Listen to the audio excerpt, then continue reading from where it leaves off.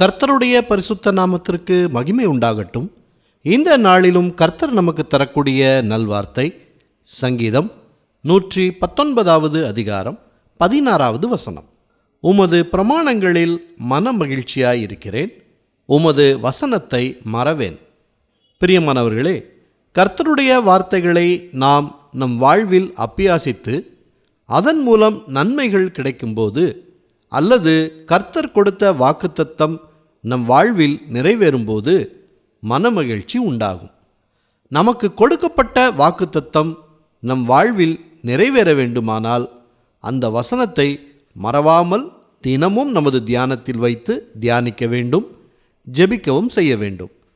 அந்த வசனத்தை மறவாது நம் இருதயத்தில் வைத்து கொள்ள வேண்டும். அப்பொழுது கர்த்தரிடத்தில் விசுவாசம் பெருகுவது மட்டுமில்லாமல் அந்த வாக்குத்தத்தம் நிறைவேறின காரியத்தை சாட்சியாக மற்றவர்களிடத்தில் சொல்லி கர்த்தரை துதிக்க முடியும்.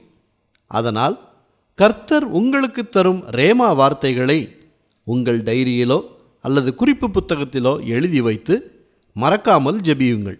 ஆண்டவர் நிச்சயம் அந்த வார்த்தைகள் மூலமாக உங்கள் வாழ்வில் பெரிய காரியங்களை செய்வார். ஜெபிக்கலாமா? நல்ல தகப்பனே, இந்த நல்வார்த்தையை தந்ததற்காக நன்றி செலுத்துகிறோம்.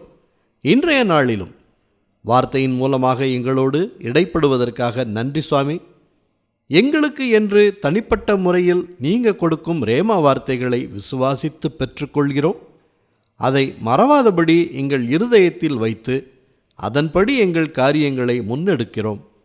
எல்லாவற்றிலும் துணையாக இருங்க. நாங்கள் செய்கிற பிஸ்னஸ், வேலைகளில் இருக்கும் டென்ஷன், ப்ரெஷர் எல்லாம் நீங்கி போகட்டும். உம்முடைய வார்த்தைகள் எங்களுக்கு ஆறுதலையும் தேறுதலையும் தரட்டும்.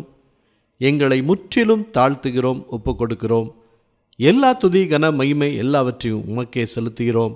இயேசு கிறிஸ்துவின் நாமத்தில் ஜெபிக்கிறோம் பிதாவே, ஆமேன், ஆமேன். இந்த நல்வார்த்தையை மற்றவர்களுக்கும் பகிருங்கள். அவர்களுக்கும் கர்த்தருடைய ஆசீர்வாதம் கிடைக்கட்டும். கர்த்தர் உங்களையும் உங்கள் குடும்பத்தாரையும் அளவில்லாமல் ஆசீர்வதிப்பாராக. ஆமேன்.